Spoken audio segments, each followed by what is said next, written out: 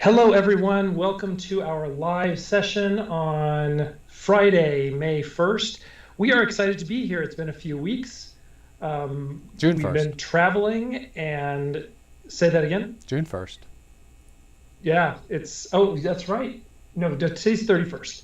Oh, 31st. Okay. We're so close, so close. And so it's going to be, it's been a while since we've been with you. We are excited to be back.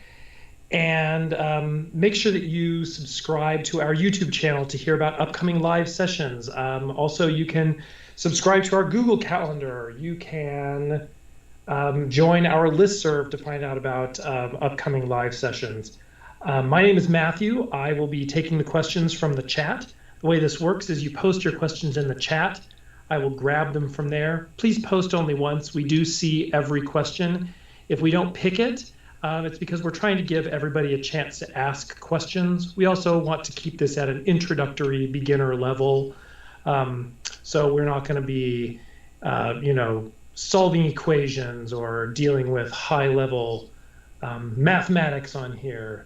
That can be for another session. Chris, why don't you welcome everyone and we'll get started with questions. Okay, it's good to be back, and we'll get going right away. The floor is open for any question on astronomy. Excellent. The first question is from Pinoclean, who asks, a 10 billion solar mass black hole has a density a little less than the density of air. Is this at the event horizon and the density gradually increases towards its singularity?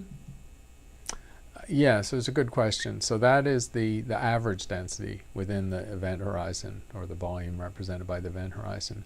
According to black hole theory, which of course is not testable within the event horizon because we have no direct observations beyond that membrane, the density would indeed increase towards the center, and actually would be a cusp or a singularity at the center.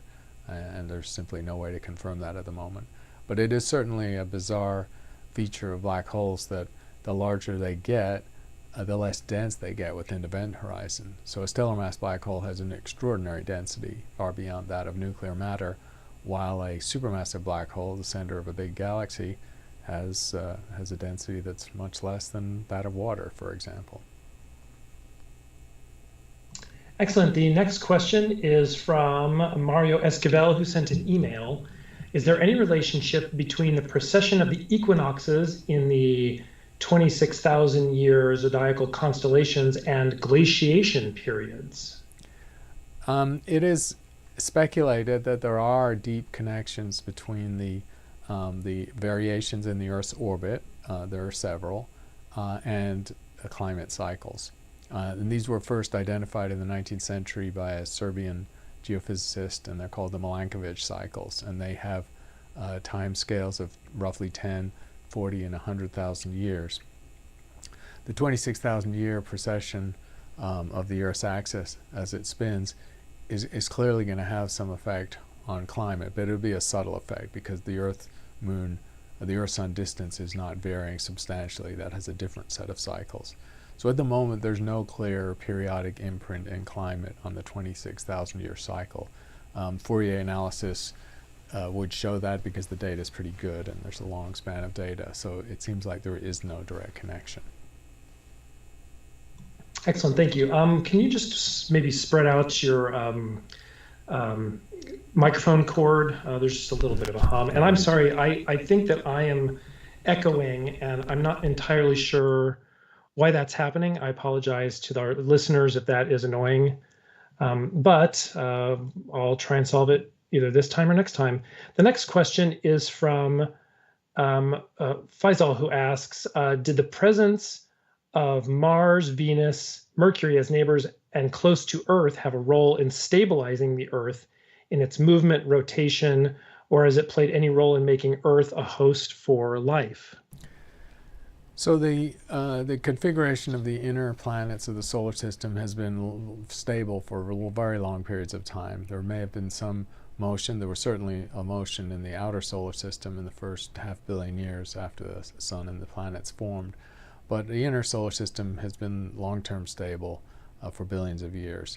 And so no, there's no direct influence of the neighboring planets, especially Venus and Mars, on the properties of the Earth or its habitability. The next question is from, again, one of our live viewers. Let's see. Paola would like to know what is currently happening or what is currently going on with LIGO. So LIGO went through it had some downtime, about over a year, I think 15 months, while it was upgraded. The sensitivity was upgraded. They were tracing down various noise sources because LIGO is a noise-limited experiment. It's detector noise, electronic noise, and shot noise, and so on. And they've improved the instrument substantially, so it came back with higher sensitivity. And LIGO is in the middle of a run at the moment, and is, the results come out relatively slowly, but it looks like it's detecting a Border 1 black hole or black hole neutron star merger per week. The next question is from one of our live participants. Crawley Enterprises would like to ask, Professor Chris, how do we measure the rotation speed of planets on their axes? Is this something an amateur astronomer can do also? Certainly within the solar system that's possible, because small telescopes are certainly able to resolve to see features. Venus is tricky because it's essentially a cloud-covered planet. Jupiter and Saturn are also tricky because you need a lot of contrast in your telescope to be able to see features that you can then track and have their rotation. And I think Uranus and Neptune are just far enough away that it's hard to find cloud features, and they have very subtle atmospheric features to track for rotation. So only a handful of planets in the inner solar system are easy to track their rotation, to which you could add Jupiter because of the Great Red Spot. Excellent. The next question from, sorry, I'm a little behind here, from one of our live participants. Let's see. Blood Muffin would like to ask, could there be any stars burning exclusively outside the visible light spectrum? Essentially, yes, because there are stars that are cool enough that they emit essentially no invisible light. A brown dwarf is on the edge of stellar fusion, and this is essentially not really a stellar object, and they emit entirely in the infrared. The very coolest main sequence stars, with masses about a third or tenth that of the Sun, also emit almost all their radiation in the infrared. At the high temperature end, the nature of the blackbody spectrum is such that very hot stars, the hottest stars with surface temperatures of 100,000 Kelvin, they do emit a lot of ultraviolet radiation, but they do also emit visible light. The next question is from, let's see here, is from Mikas Soyam, who asks, does life exist outside of the solar system? Why do we need an extremely large telescope like, several questions. So we'll start with, does life exist outside of the solar system? We simply don't know. It's a hot question for astronomy to answer, and there are various methods designed in the next 5 to 7 years to inspect the atmospheres of exo-Earths or Earth-like planets around other stars, and that would be the first plausible detection of life beyond the solar system. Since that was short, we can take the second one. So why do we need an extremely large telescope like the Giant Magellan Telescope?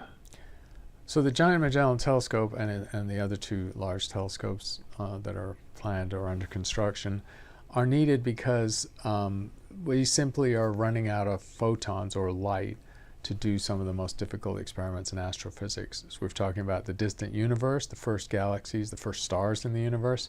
They're extremely faint. And the James Webb Space Telescope is the largest telescope ever put in orbit, but it is only 6.5 meters. And the GMT, the Giant Magellan Telescope, will essentially have 10 times the collecting area. So that extra factor of 10 is extremely important for looking at distant light in the universe. It's also important for doing these very difficult experiments of looking for biomarkers or signs of life spectroscopically in the feeble reflected light of an exoplanet. So once again, everything is limited by photons, and you just need more light gathering power. The next question is from David Gold, who asks, how is it that the moon's full orbit around the Earth takes only 27.3 days, but a lunar month has 29.5 days? Well, so the difference is, as viewed from above or from a godlike perspective, the actual orbit is 27.3 days. But if you ask what is the time between a lunar cycle, that is the time when the moon appears with the same phase in the same position of the sky, that's how you get to 28.5 days. And it's because, of course, the Earth is moving around the sun during the time the moon orbits the Earth. The next question is from Lawrence K. Hi, Professor. If two entangled particles can exist at different points in space, do they exist at different points in time? If so, is it ever possible to measure both particles simultaneously? Well, entanglement is a simultaneous situation. So the nature of creating entanglement in a quantum system means that these particles are simultaneously connected coherently. And that, of course, creates one of the great logical and physical conundrums with entanglement, because it appears to violate causality, or the speed of light limit of special relativity, because the information about the entanglement is apparently held simultaneously by the two separated particles without any transmission time between them. Excellent. The next question is from one of our live participants. Kaniz Fatima asks, I hope you are doing well. My question is, who first discovered black holes and how? So the first discovery of black holes, it's not very easy to identify. The first black hole to be verified was Cygnus X1 in the late 60s, I think 68 or 69 were the pivotal observations. And there were several research groups working on it. So I think given the publications that happened in close succession, it would not be fair to pick one researcher out as the discoverer of Cygnus X1 as a black hole.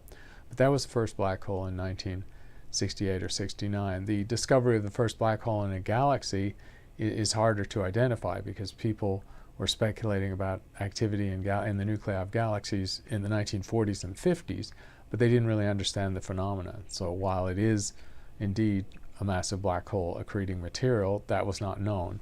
So the conundrum in science is always, do you count a discovery when the phenomenon itself is not understood, or do you only count the discovery when the phenomenon is understood?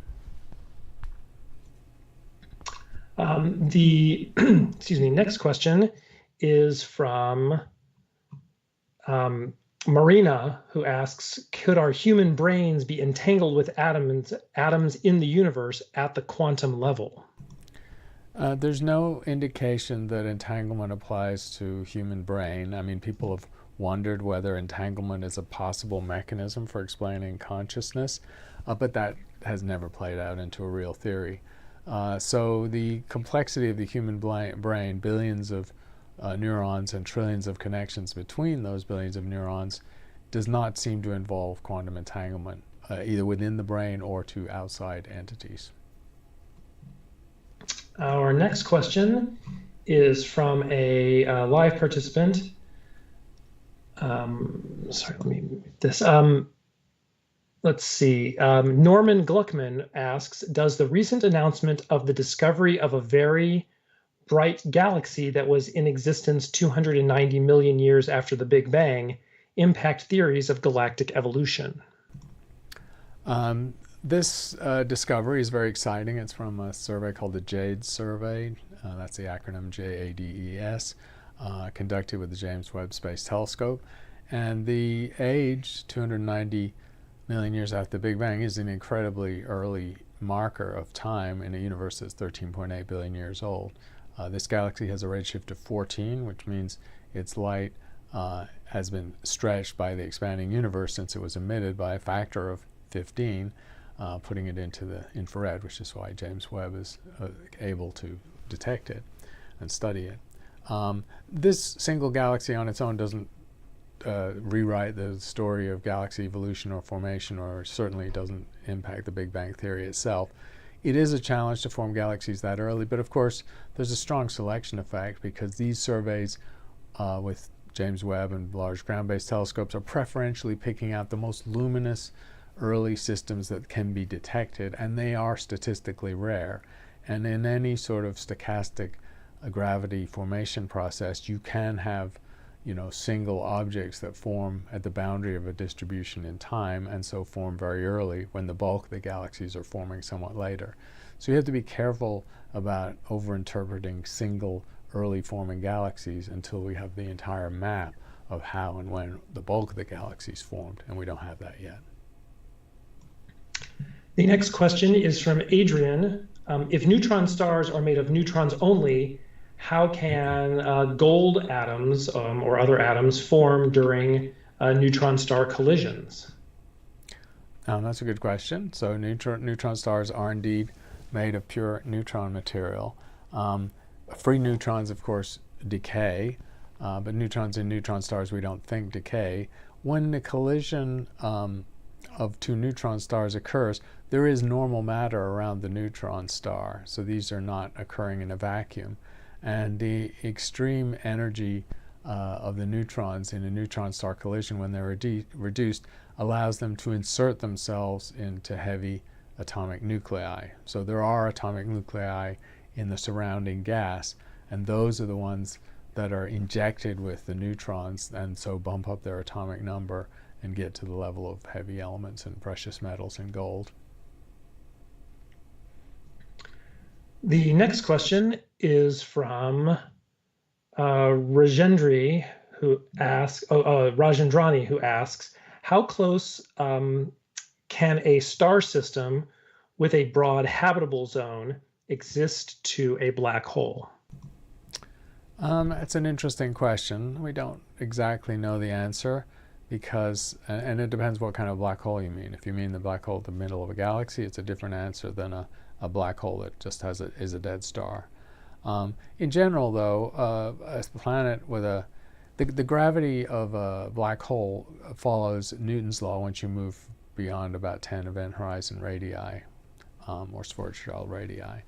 So you can use Newton's law, and the disruption to an orbit is not extreme. So you can have an exoplanet in a normal orbit fairly close to a black hole, a normal star-star distance of a parsec or a few light years, without any effect on the planet. In the center of a galaxy, it's a little different because the black holes are much larger. So I think when you get too close to the black hole in the center of a galaxy, the tidal forces could very well disrupt the exoplanet orbit. And at what distance does that take place? It's not clear. You have to make simulations, but it's probably around 10 to 20 parsecs or 50 to 70 light years. The next question is from Suhail, who asks, from Einstein's relativistic equations, is there any interpretation or any theory that interprets imaginary mass, that is when the velocity exceeds c, the speed of light?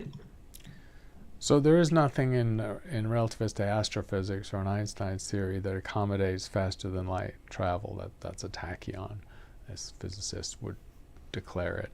And there's also no indication of imaginary mass or negative mass.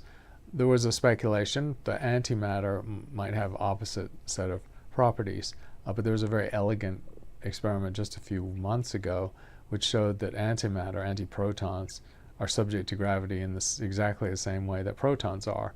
And so they fall in the same direction as protons in a terrestrial lab experiment.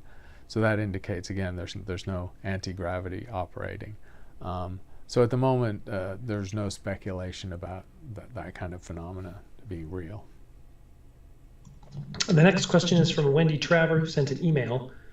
With the expansion of the universe, will the Higgs field become weaker or more diffuse? And if so, could it impact and change the masses of individual particles or atoms? The Higgs field operates at an energy level where is really very little impacted by the expansion of the universe. The only entity that's affected by the expansion of the universe is dark energy, which this repulsive field, which maintains the same strength even as the universe expands. So there's no sense that the expanding universe dilutes the Higgs field and therefore changes the mass of subatomic particles. That would lead to a prediction, which can be tested, that the masses of subatomic particles have changed over cosmic time, and we see no evidence for that. The next question is from Astro Taha, who's on with us live. Good evening, Professor. I had a question regarding the axis of evil present in the cosmic microwave background. What implications could the existence of such a phenomena have on our current cosmological model? Yeah, the axis of evil, I mean, it's a sort of colloquial term for a signal in the microwave background it's a sort of an anomaly because it indicates a strong signal where normally you just expect random fluctuations. I don't think that signal has been properly interpreted yet, and it's not confirmed by multiple groups. I think it's premature to speculate about that. The next question is from a dude who's on with us live. Do we have the technology to detect unintentional EM signatures from aliens, or can we only detect those directly sent at us? If so, can we detect them in the near future, since communication may be unlikely? Right. So we don't really have the technology to detect inadvertent or passive leakage of signals from exoplanets far away. And that's because even if you assume a civilization has radio transmitters that are as powerful or hundreds of times more powerful than ours, like terawatts of power, hundreds of terawatts, and that radiation is just gradually leaking away from the exoplanet, the inverse square law dilutes it so rapidly that before it has crossed any fraction of the distance between typical stars, it's diluted below the microwave background radiation. So passively leaked radiation is extremely difficult to detect, even with a very powerful source.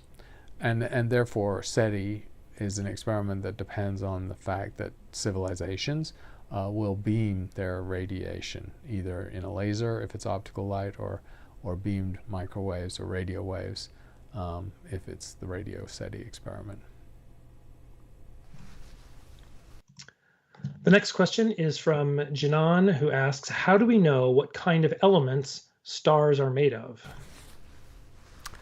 That's actually easy because that experiment has been done since we had spectroscopy. So the first spectroscopy using photographic plates was done in the mid-19th century. So we've almost had 2 centuries of doing spectroscopy of stars.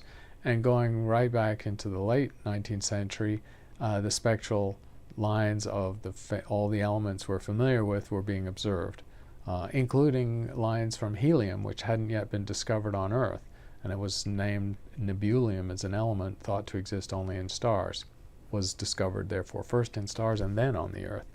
But all the lines that we see in the spectra of stars represent the classic elements, and the ones you see most frequently are hydrogen, helium, carbon, calcium, sodium, potassium, the sort of lower elements in the periodic table. The next question is from Sangeetha, who asks, could you, in general, explain more about research in high-energy astrophysics? High-energy astrophysics is an important subfield of astronomy or astrophysics, and it's been in existence for quite a long time. The experimental side of it has used lab experiments, but really took off when we had X-ray and gamma ray observatories, and those have to exist in Earth orbit. So X-ray astronomy started with sounding rockets actually in the 1950s and 60s, and then in the 70s and 80s with X-ray telescopes. And we've had X-ray telescopes in space for half a century, including the current Chandra Observatory. So high-energy astrophysics as a discipline has depended on having X-ray and gamma ray observations of the cosmos and sources in the cosmos. There are also cosmic ray experiments which are done using terrestrial arrays looking for extremely high energy particles, typically coming from the galaxy, from supernova remnants, and perhaps from the environment of black holes. So high energy astrophysics is the study of these phenomena that manifest at X-ray wavelengths or even shorter wavelengths like gamma rays, and understanding what can cause such energetic radiation. And those theories are quite mature. We have pretty good understanding of what causes this kind of radiation in the universe. The next question is from Ravi, who sent an email. We live in a time of many good problems: the nature of dark energy and dark matter, the Hubble tension, unifying gravity and quantum mechanics, and whether extraterrestrial life exists. I'm sure I've missed some. Which of these do you think would be solved or might be solved first?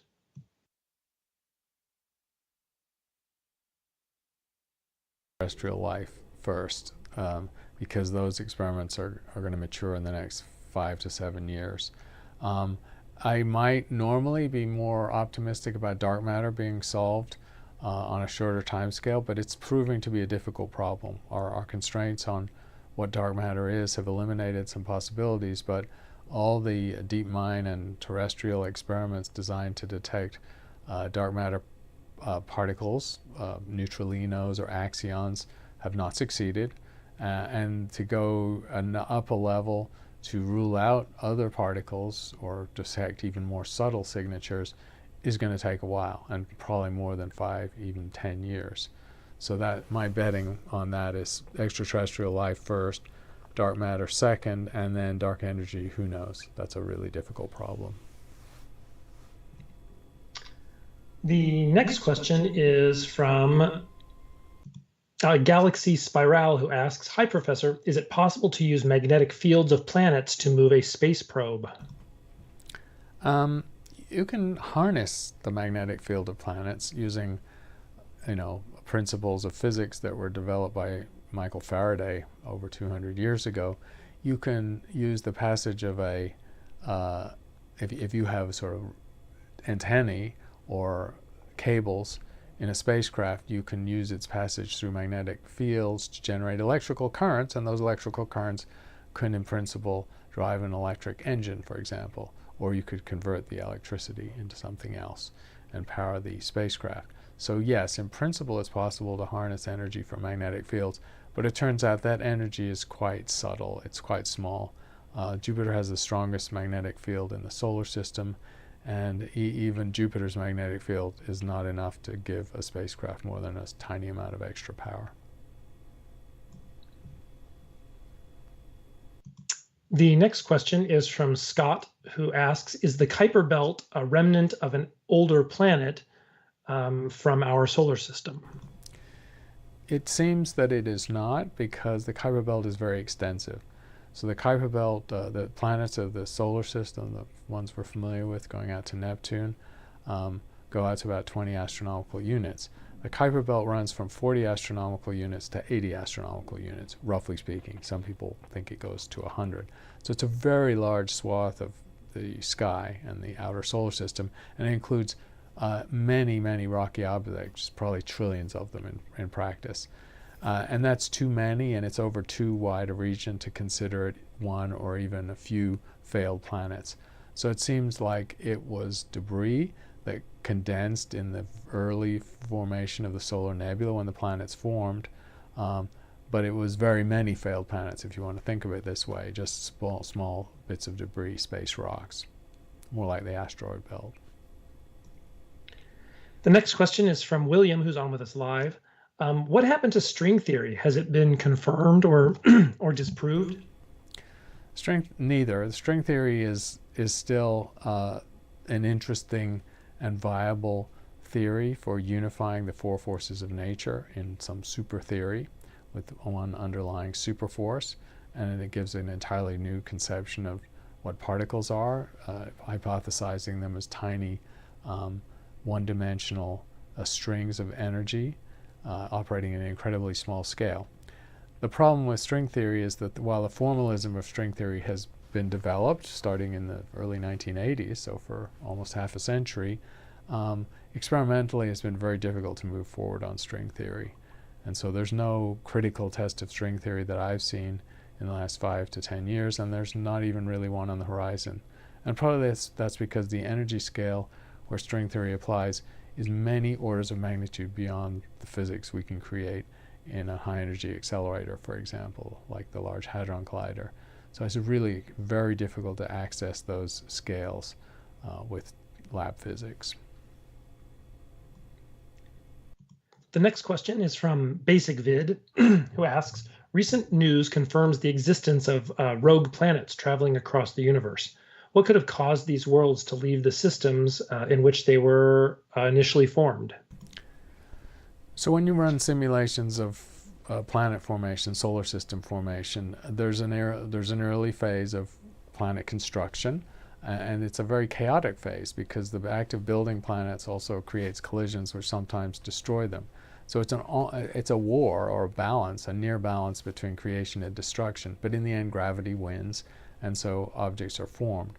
But in that early phase, that early violent and chaotic phase, the orbits are not necessarily circular, so there are a lot of overlapping orbits and collisions, and there are a lot of interactions that can take a planet that is just formed and toss it out of the young stellar system. And that happens in simulations quite a lot. And if you take the sum of the simulations, in some cases there could be as many rogue planets or ejected orphan planets as there are terrestrial planets that remain in the system.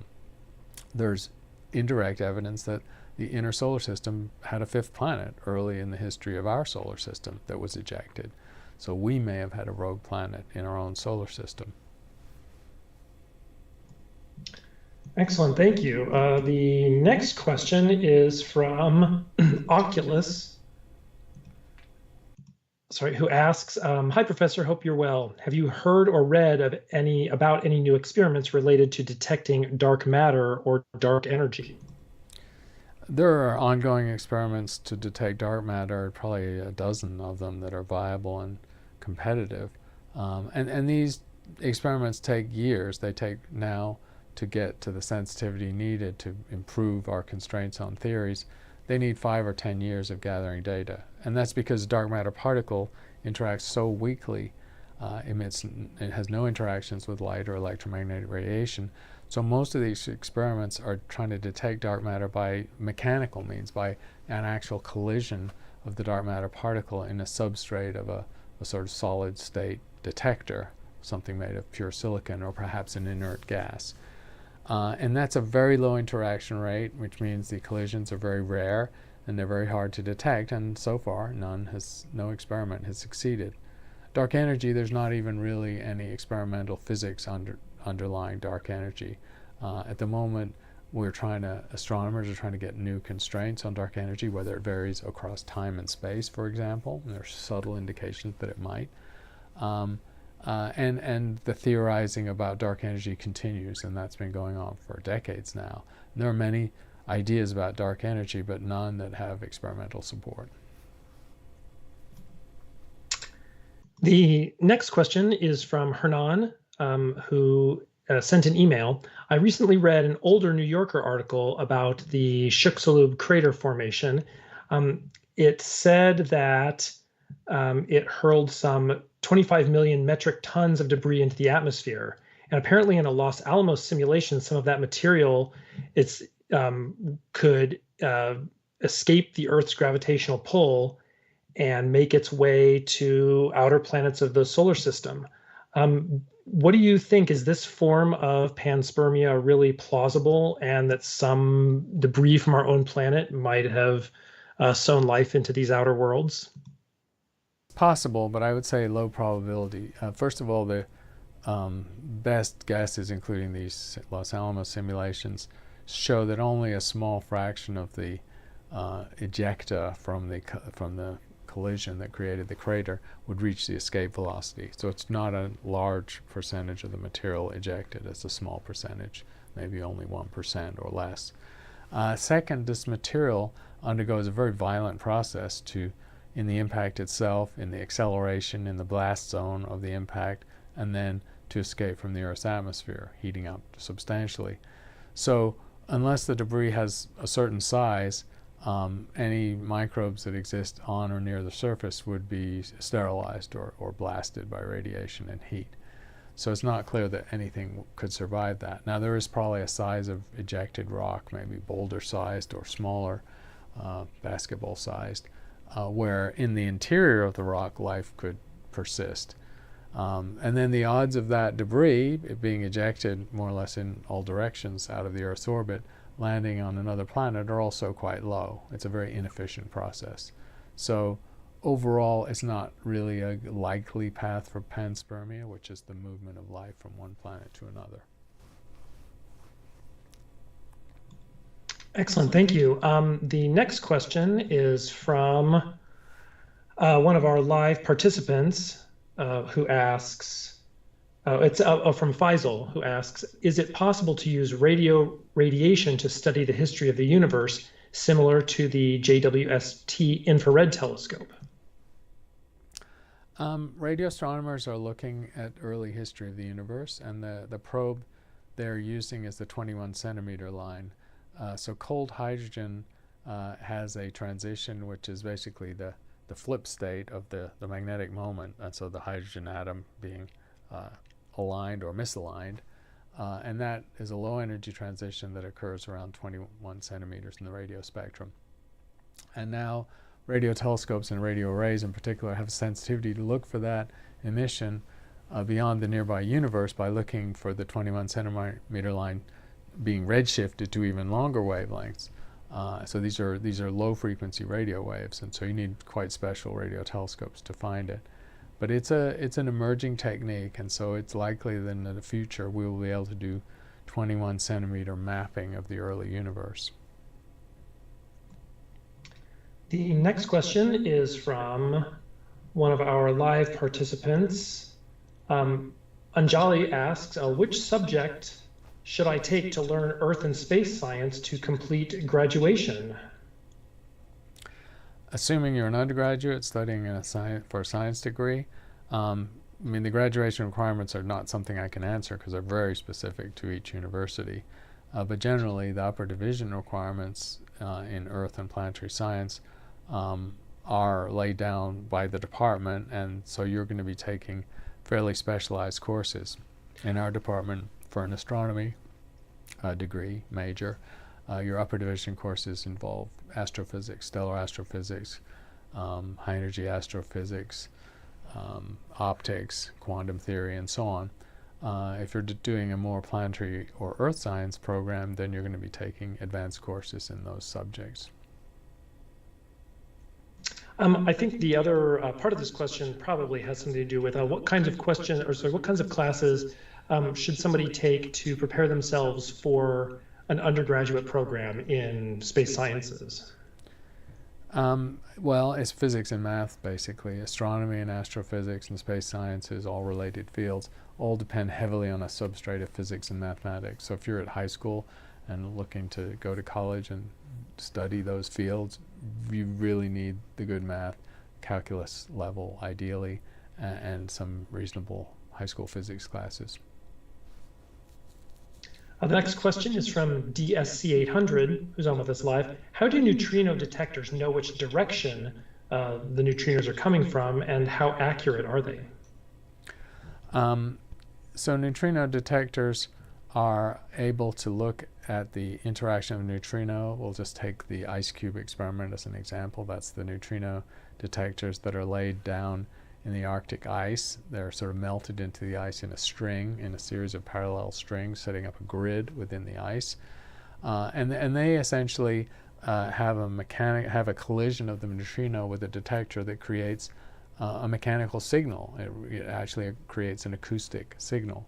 And so the acoustic signal propagates in a direction in continuation of the incoming trajectory of the neutrino. So you get the directionality just by looking at the acoustic signal you measured.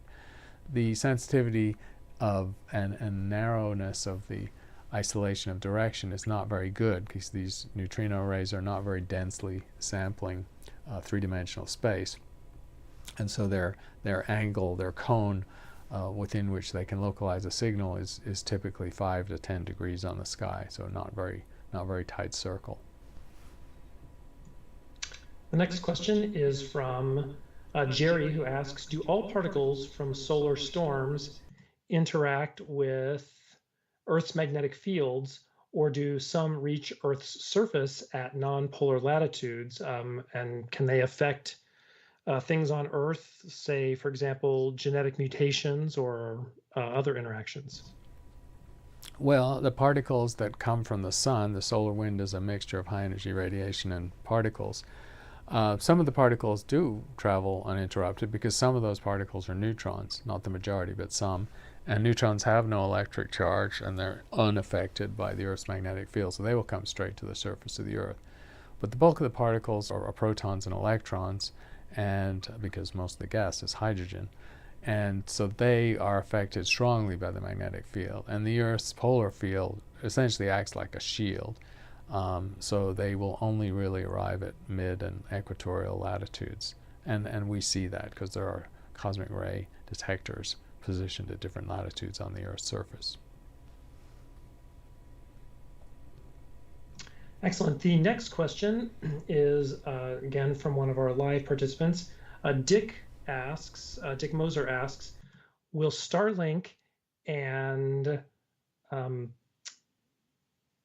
like similar programs, so Starlink and other close Earth orbiting satellites, restrict Earth-based astronomy in visible spectrum at some point? These masses of satellites are called constellations, typically by Starlink, but also by other companies, are indeed already affecting astronomy. So the trails created by Starlink satellites and other satellites, because they're in very low Earth orbit, when they're low in the sky around sunrise and sunset, they glint the sun's radiation back down to the Earth, to the dark place where people are observing. And so we see these streaks across images, especially at dusk and at twilight, the beginning and end of the night.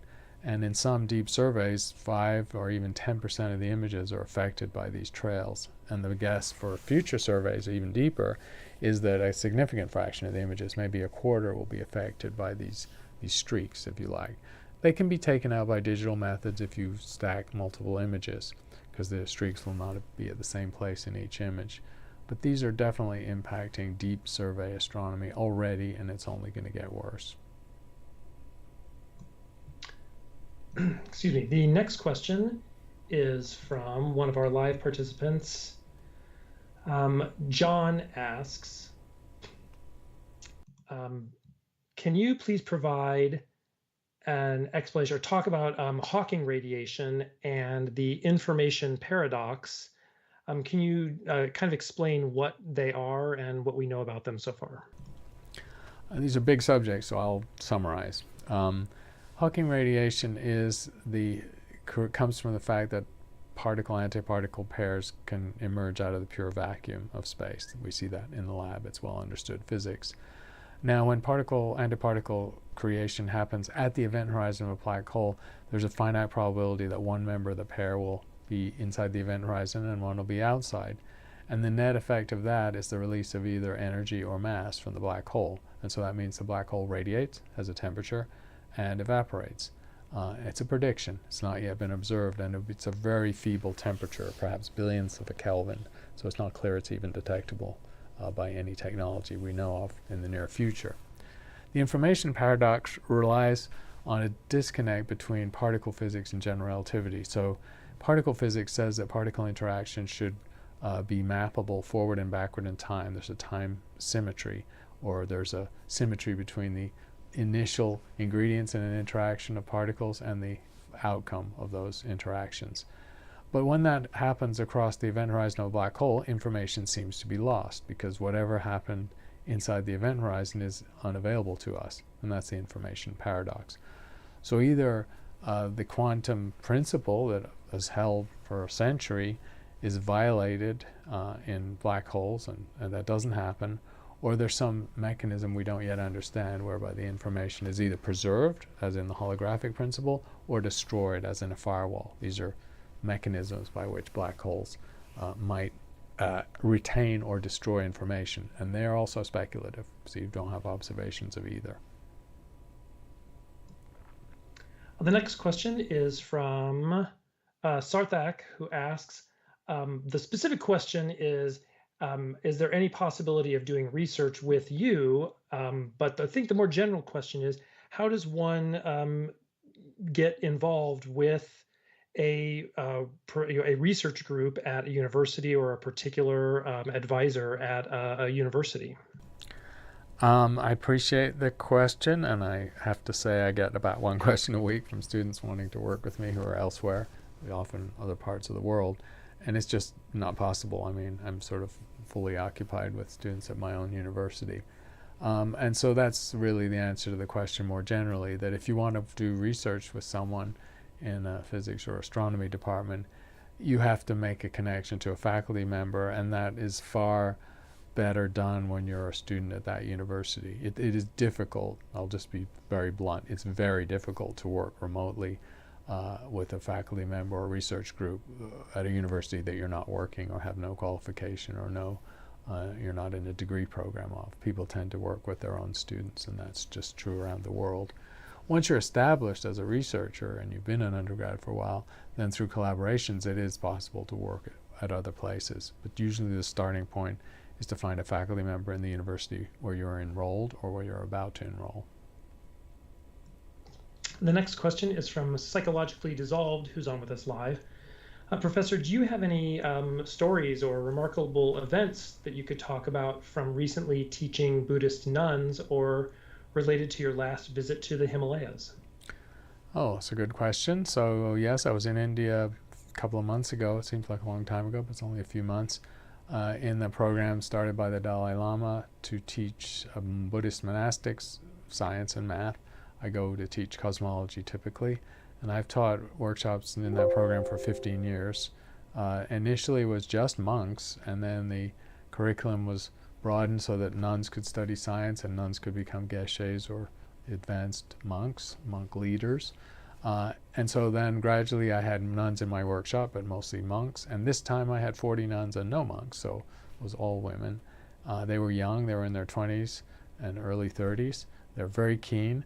And the best story I would tell is just the story of their debates, or the debates we had in class, where I would try and harness their tradition in Buddhism of debating esoteric topics in religion and philosophy to do scientific debates. So I would give the monks, or rather in this case, the nuns, I give them a question like, is the universe finite or infinite? And we talked about it enough that they could take a position on one side or the other. And then they would form teams and vigorously debate that. And it was very balletic and choreographed with hand slaps and foot stamps. That's the formalized way they do this. It was loud, it was rowdy, it was raucous. No animus, but a lot of energy, and so those are remarkable experiences, because in the classroom the nuns tend to be very deferential to their teachers and relatively passive. Some will ask questions, but some will not. And these debates were a way they sort of got liberated into engaging in the science with each other in a debate format. Excellent, thank you. The next question is from Hari Krishnan, who asks, can you explain the significance of quasars in our understanding of the universe and what current research is being conducted on these objects? So quasars are, it's an acronym or a contraction of quasi-stellar radio source, because the first quasars were found to be strong radio sources. We've since found that most of the quasar phenomena involves no radio emission, and those are quasi-stellar objects, QSOs. But it's really the same phenomena. In each case, these are supermassive black holes at the center of massive galaxies, emitting large amounts of radiation by accreting material into the near vicinity of the black hole. The black hole is black, but the acceleration zone and the accretion disk around it can glow very brightly and accelerate particles to very high energies. So that physics has been understood for quite a while. Quasars were discovered formally in 1963. Martin Schmidt, the discoverer, professor at Caltech.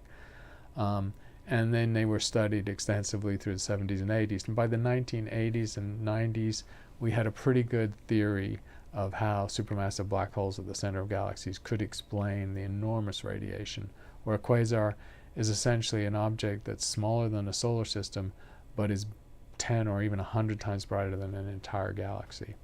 And so the current state of the art on quasars is to try and understand how they're fueled, how fast and when the black holes grow, because some of them can end up being billions of solar masses, and also understanding the high-energy astrophysics of the accretion zone, this amazing particle accelerator that exists next to the black hole. The next question is from Krithika, who asks, how can we be sure that the sun is traveling along the Milky Way galaxy? That's a good question, because the sun sits 1/3 of the way out of the Milky Way galaxy. We have Doppler measurements that go back almost a century to show that the Milky Way is rotating. And if you take that rotation speed and the size of the Milky Way at the solar orbit, you infer that the sun will take 250 million years, about 240 million years, to go a full orbit of the Milky Way. But of course, we've had astronomy for a few hundred years. Astronomers make measurements over years or maybe decades. And so in that short time, the sun travels a tiny, tiny fraction of its entire orbit of the Milky Way galaxy. So we don't have direct evidence or observation of the sun moving through and along the Milky Way galaxy on a circular orbit. But we can infer that it happens from measurements of the Doppler effect. I'm going to jump ahead a little bit because there's a relevant, time-relevant question. JM asks, greetings, Professor. Can you explain what coronal mass ejections are? We recently had a big solar event from our sun, and it made auroras around the Earth. Can you talk a little bit about what causes those and some of the other possible effects on the Earth? Sure. So the sun is laced with magnetic fields. The sun has a strong magnetic field, and that magnetic field forms and reforms on the time scale of the solar cycle, 22 years.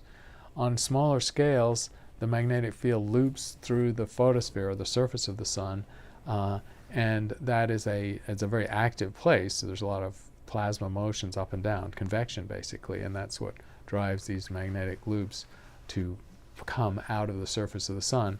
And that's why we see sunspots in pairs. They're slightly cooler regions of the sun's surface, and they are essentially markers of where a magnetic field line or a loop goes in and then out of the surface of the sun, or the photosphere. So that's the mechanism of sunspots. Now when there's a lot of energy in the sun and in its solar cycle, these sunspots can have enormous energy, magnetic energy attached to them. And when those loops become strong enough, they can move far from the surface of the sun and essentially become detached.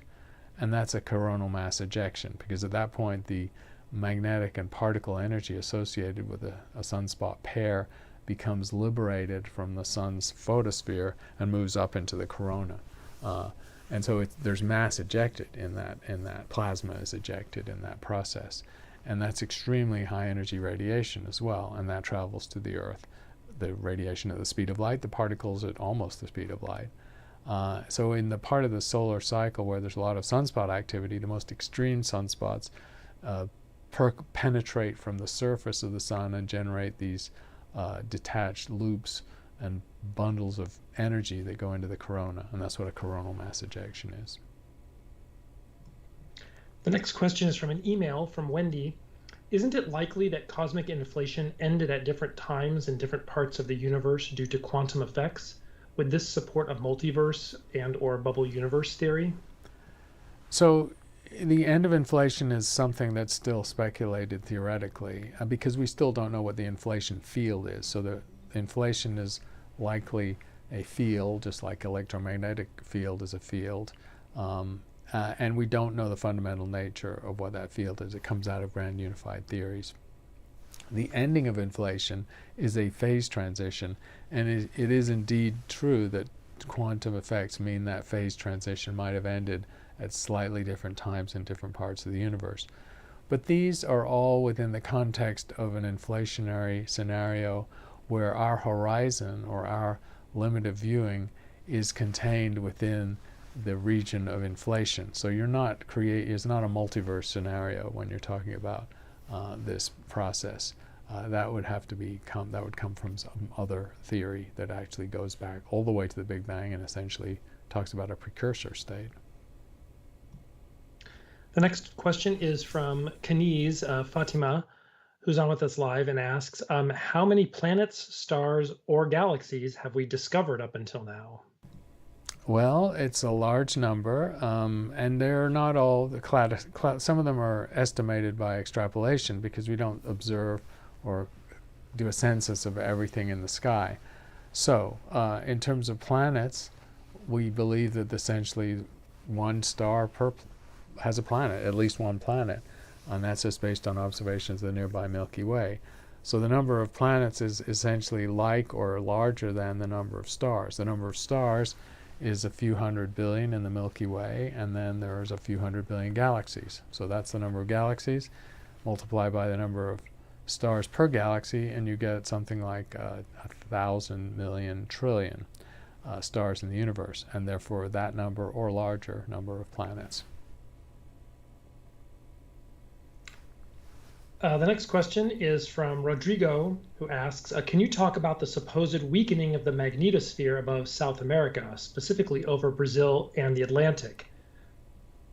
I can't really answer this question. It's not something I've read about recently, but so I'll have to pass on that one. Understood. The next question is from Smith, who asks, could there be any possibility of traveling back in time if the Einstein theory of relativity is not perfectly correct? It's possible if Einstein's theory is not fully correct, but Einstein's special theory of relativity has enormous experimental support. There's no violation of it seen in lab experiments that are done almost every day, thousands of times a day in physics labs around the world. So the likelihood that special relativity is just flat out wrong is very low. It would have to modify the theory substantially to allow for faster than light travel or travel back in time or reversal of time's arrow. And at the moment, that's pure speculative physics. There's no evidence behind it. It is, excuse me, it's 11 o'clock, so we're going to wrap up. We have one final question from an email. An exoplanet orbiting a red dwarf has recently been described as possibly being in a habitable zone. However, it's extremely close to the red dwarf, and its year is measured in days, not months. Could you give us your thoughts on what forms of life could evolve on this particular type of situation, or what kinds of differences, in planets might cause life to exist or not exist? Sure, it's an important question because there are so many red dwarfs. So if planets form ubiquitously around all types of stars, there are hundreds of red dwarfs for every sun-like star. And so there are going to be hundreds of times more planets around red dwarfs than there are around stars like the Sun. So in terms of the opportunity for life beyond Earth, there's obviously a huge possibility of life on planets around red dwarfs. So it becomes very important to know what the odds of them being habitable is. Most astronomers are pessimistic about that for two reasons. The tidal locking of the planet, because it's on such a close orbit of a dim star, means that one face of the planet is always pointing at the star, and so there's no way the planet will not therefore have a net rotation, and there's no way to equalize the temperature on the planet. And so that is going to lead to a situation where one side of the planet is very hot and the other side is very cold, and the habitability occurs in a little ring unless there's a thick atmosphere with heavy circulation patterns to equalize the temperature. So that's one problem. The larger problem is that red dwarfs are very active, even though they're low-mass stars. They have very active coronas, a lot of X-rays, relative to their mass, more X-rays than the sun emits. And so the radiation environment of an exoplanet around a red dwarf is sort of inhospitable to life, unless, again, the exoplanet has a thick shielding atmosphere. So perhaps super-Earths around red dwarfs are potentially habitable, but Earth-like planets may not be. That's an interesting question to end with, and a good range as always. And I don't remember whether we had declared our next session, but I think now I'm done with some major travel. We'll be back with you every few weeks. So thanks to you for your good questions and to Matthew for facilitating. Excellent. We do have our next session scheduled. It's June 18th. So it's a few weeks because I have some travel in there. But in the meantime, make sure if you haven't, check out our courses on Coursera and or Udemy. And we have a Discord server that you can join and talk with other enthusiasts. We hope that you have a good weekend, and we will see you again on June 18th. Take care, everyone.